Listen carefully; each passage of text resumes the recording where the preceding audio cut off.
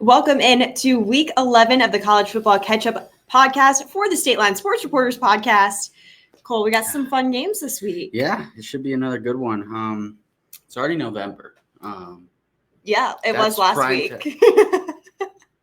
Was it? When we did this last time? Yeah.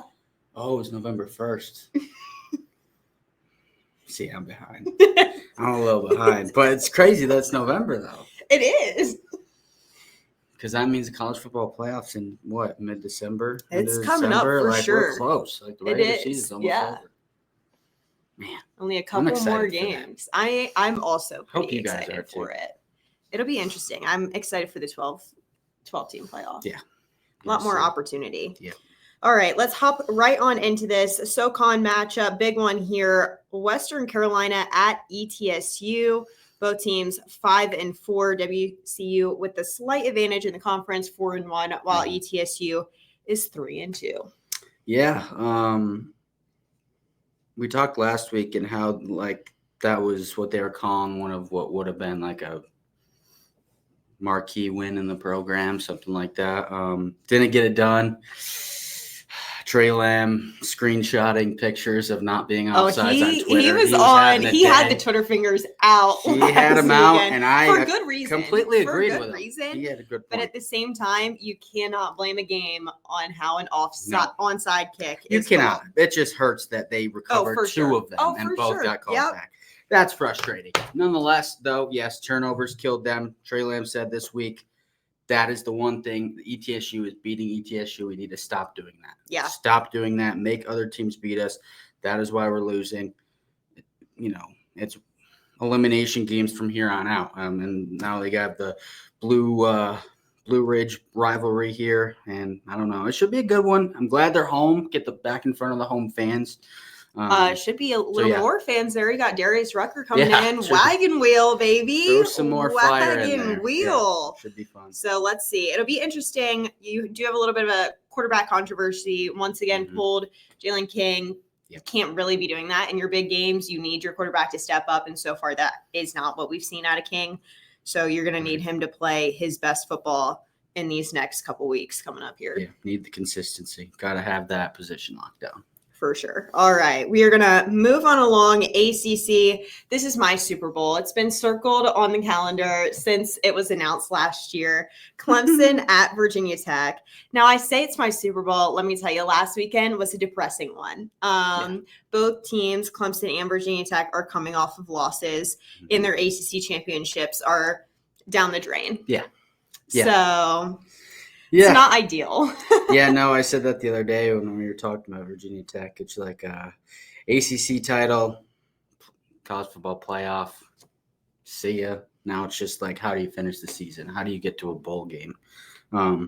For Clemson, man, I thought they were going to run the table. So did I, and that's what really hurt. So that hurt. Now they get to go a lot to a crazy crowd at Lane Stadium Saturday. You'll be there. And I will say, I think that Clemson's loss last week was a lot worse than Virginia Tech's. Virginia Tech was without Bashal Tutin, which we knew he was questionable. Also without Kyron Drones, which I feel like flew under the radar. I had no clue that he wasn't playing.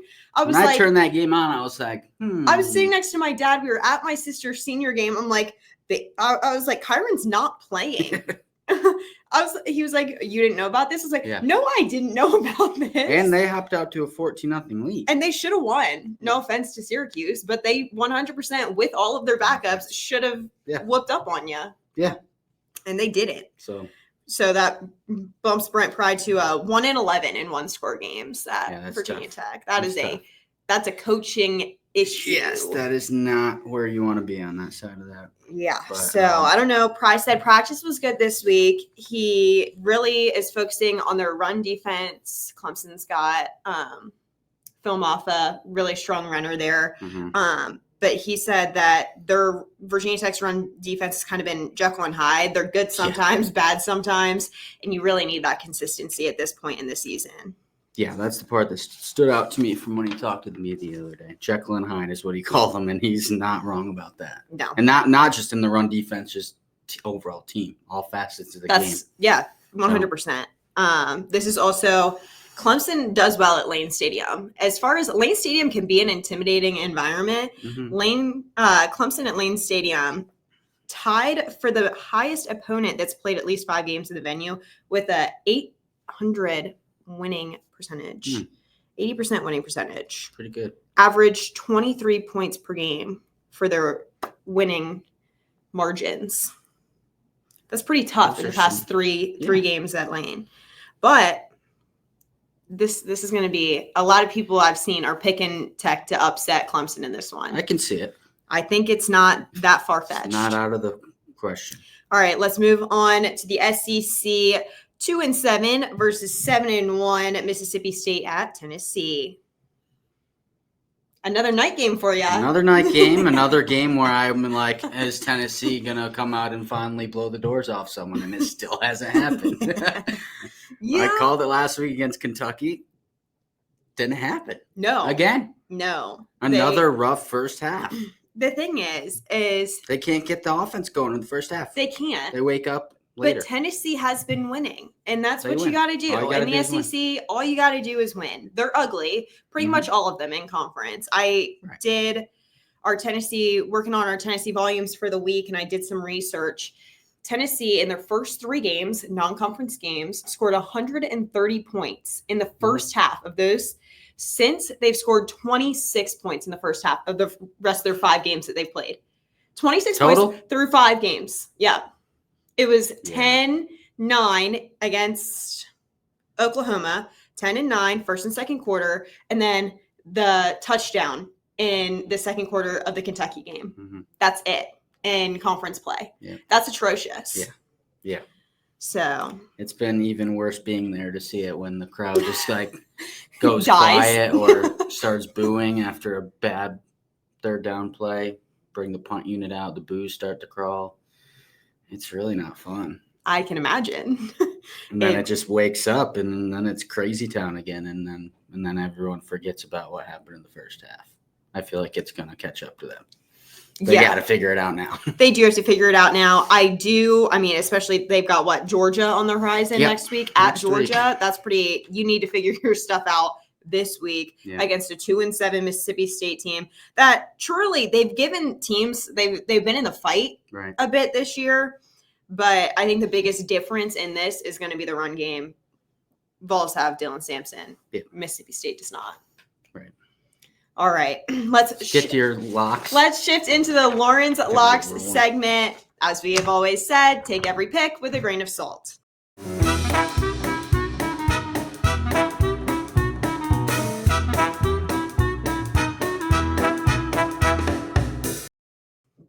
All right, starting off Western Carolina at ETSU. I don't know who's got the line here. We don't ever know in these FCS games. I think the line comes out day of. I'd say Western Carolina might be slightly favored over ETSU. Say 3.5, 4. But I think the line. This is such a tough game. The Catamounts blew out ETSU last year. They did. That was also it was 58-7. Yeah, that was also ETSU was just on the back end of what was a grueling, horrible awful season, and there was no energy. I'm doing it again. I'm rolling the Bucks. I think ETSU is going to win this game. They've had a lot of bad luck go their way in these close games that they've lost. They got to get it back in their favor at some point, and I think it's this Saturday. I'll take Bucks to cover whatever the line is. I'm going to put it at 4. Sure. +4. I think I'll ride with you there. I think ETSU, you got, Wagon Wheel is going to be performed live. Mm-hmm. The vibes are going to be immaculate. Get the people going. I'm rolling with ETSU at home in this one. Perfect. All right. Clemson at Virginia Tech. Clemson open 6.5 point favorites, now down to 5. Don't really like that line jump. Don't really know what that's all about.